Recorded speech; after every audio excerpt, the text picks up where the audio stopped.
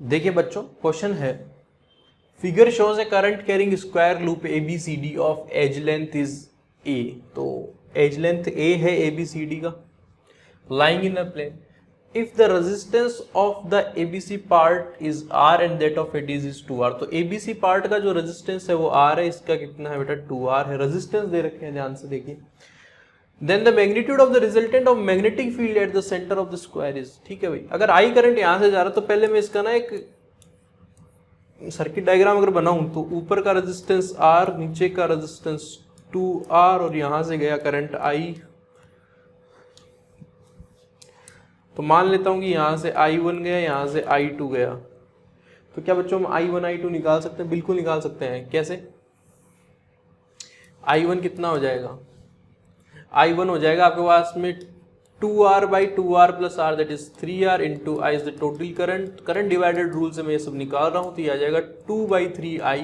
Similarly I2 आ जाएगा, क्योंकि हम जानते हैं अगर इसको यहां से देखें तो I1 plus I2 should be I। I1 की वैल्यू आ गई 2 by 3I, तो I2 should be I by 3। ठीक है, बस अब कुछ नहीं करना, अब तो मैं डायरेक्ट आंसर निकालना है। देखो, अगर मुझे अब यहां पर मैग्नेटिक फील्ड निकालना है O पर, तो magnetic field at O is nothing but B due to AB, B due to BC, B due to AD plus B due to DC। इन चारों में चलेगा, चलते रहिए। तो BO, AB कहाँ है? ये रहा ना AB। अगर AB देखा जा रहे हो तो यहां पर ये तो स्क्वायर है एक, इसकी डिस्टेंस कितनी है? A है। और अगर मैं इसको और इसको मिलाता हूं तो बच्चों अगर ये A है टोटल, तो मेरे को ये वाली चीज निकालनी है बस। तो ये वाला जो है आधा पार्ट हो जाएगा A by 2 और ये एंगल हो जाएगा 45 डिग्री। तो मान लो कि ये वाली डिस्टेंस y, तो tan 45 की अगर कोई वैल्यू लिखना चाहेगा तो कितनी लिखेगा? tan 45 की वैल्यू, tan 45 की वैल्यू कैसे निकलेगी यार? So simple. देखिए, नहीं सही तो कर रहे थे यार, एक बार वापस देख लेते हैं भाई। आइए, यहां पर कलर चेंज, ये वाली ये चाहिए मुझे, ये क्योंकि इसका तो मेरे पास में है। तो देखिए भाई, अगर ये हमारे पास में सेम है दोनों के दोनों, तो ये हमारे पास में 45 डिग्री का एंगल बनेगा। एंड वी हैव दिस, ये कितना हो जाएगा हमारे पास में? ये हमारे पास में हो जाएगी A by 2, A by 2 हो जाएगी। मुझे ये चाहिए, ये मेरे पास में 90 डिग्री है, तो मैं हाँ सही तो कर रहा था यार। tan 45 is equals to, tan 45 क्या आ जाएगा? Let's say this is y, तो y divided by this is A by 2। tan 45 1 होता है, तो y की वैल्यू भी कितनी आ गई? A by 2। सही है, सॉरी, ठीक है, फालतू टाइम वेस्ट किया। तो BAB में ये कितना आ जाएगा? A by 2 vertical perpendicular distance. एक वायर के लिए हम लिखते हैं बेटा mu node I upon 4 pi distance from the centre से लेके वायर तक की परपेंडिकुलर, जो कि मेरे पास में कितनी आ गई? A by 2 आ गई। और sine theta 1 plus sine theta 2। मैं जो AB के लिए लिख रहा हूं, तो AB का करंट इधर जा रहा है, तो यार ये अंदर की तरफ फील्ड देगा। फिर ये यहां से अगर देखा जाएगा तो ये इसके करंट इधर आएगा, और इससे अगर करंट इधर आएगा तो मैं मेरे हाथ को कैसे एडजस्ट करूं? अब ऐसे नहीं, ऐसे, तो ये भी अंदर ही जाएगा यार। तो इन दोनों पार्ट का मैग्नेटिक फील्ड अंदर, यहां देखें, ये ऐसे, इसका बाहर, इसका भी बाहर, नीचे वाले दोनों पार्ट का मैग्नेटिक फील्ड बाहर। तो यार म्यू नोड I अपॉन 4 पाई, और I कितना? I1, ऊपर से I1 जा रहा है, sine theta 1 plus sine theta, दोनों पार्ट के लिए एक जैसा ही बनेगा। तो मैं इसको 2 से मल्टीप्लाई कर देता हूं, दोनों एक अंदर की तरफ से डायरेक्टली मैंने जोड़ दी वेक्टोरियली।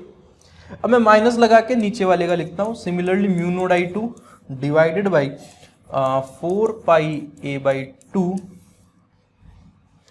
एंड अगेन वही, दोनों के लिए एंगल तो वही सबस्टेंड होगा ना, 45 डिग्री एंड 45 डिग्री, ठीक है। तो साइन थीटा वन अगेन मैं लिख देता हूं, चलो sine theta one plus sine theta two, और इसको भी 2 से मल्टीप्लाई करूंगा क्योंकि यार नीचे वाले का भी बाहर आ रहा था, इधर वाले का भी बाहर आ रहा था, that is B A B plus B C, दोनों अंदर की तरफ प्लस ये दोनों माइनस क्योंकि बाहर की तरफ थे, उल्टे लिखने पड़ेंगे। ठीक, आइए अब कुछ करते हैं, आइए देखिए। तो यहां पर B O net is equals to mu naught I one की वैल्यू कितनी निकाल दी थी हमने, that is 2/3i, mu naught 2/3i multiply by 2 ऊपर जाएगा तो 4π बन जाएगा। ठीक है, इतना ही आएगा। अच्छा एक काम करो, ये वाला 2 भी यहीं लेके आ जाओ। ठीक है, तो यहां पर एक 2 और आ गया, साइन 45 क्योंकि वहां दोनों थीटा 45 बनेंगे। सिमिलरली अब आगे वाला एक्सप्रेशन, तो वहां बनेगा mu naught into i/3 4πa, 2 नीचे वाला क्योंकि ये वाला 2 तो एडजस्ट करना था, एक 2 वहां, जो ये 2 था वो ऊपर गया, ये वाला 2 और लेके आ रहा हूं, ये लो। ठीक है, और अगेन वही sine theta one plus sine theta two, तो साइन 45 प्लस साइन 45 फिनिश। तो बी नोट की वैल्यू आ जाएगी, कुछ कॉमन निकल रहा है, बहुत कुछ निकल रहा है, म्यू नोट आई इंटू 2 2 ज़ा 4 तो ऊपर से आ जाएगा, और इधर 3 इंटू 4πa, तो यहाँ पर मेरे ख्याल से 2 बच जाएगा क्योंकि म्यू नोट 2 2 हाँ ठीक है, तो यहाँ बन जाएगा। अच्छा एक और चीज कॉमन ले लो, that is sine 45 plus sine 45, sine 45 plus sine 45 कितने हो गए, 1/√2 प्लस 1/√2, दैट इज 2/√2। तो ये ऊपर 2 और नीचे का जो पूरा इधर का था वो तो सारा का सारा आ गया, दैट इज 2 - 1, तो 2 - 1 इज 1, तो 1 बच जाएगा। तो बी ओ की वैल्यू आ गई 4 mu naught I by 3 4πa